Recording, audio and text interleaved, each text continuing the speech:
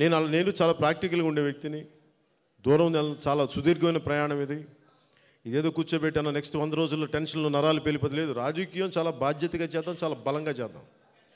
మన దగ్గర వేల కోట్లు లేవు, ఏమి లేకపోయినప్పటికీ బలమైన వ్యూహంతో జనసేన పార్టీ ఆంధ్రప్రదేశ్ శాసనసభలో అడుగు పెడుతుంది. అంతవరకు నేను మీకు మాటిస్తున్నాను.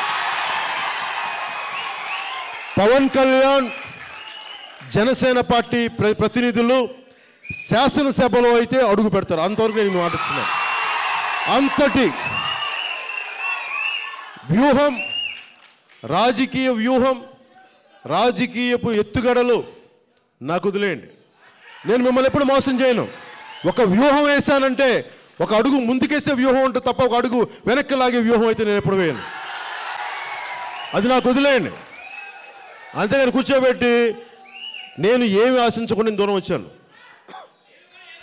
నేను ఇంత దాకా వచ్చానంటే నేనేం చూసి ఒకసారి అనిపిస్తాయి పక్కన ఇలాంటి వాళ్ళని పెట్టుకుని నేను ఎలా రాజకీయం చేస్తానంటారు.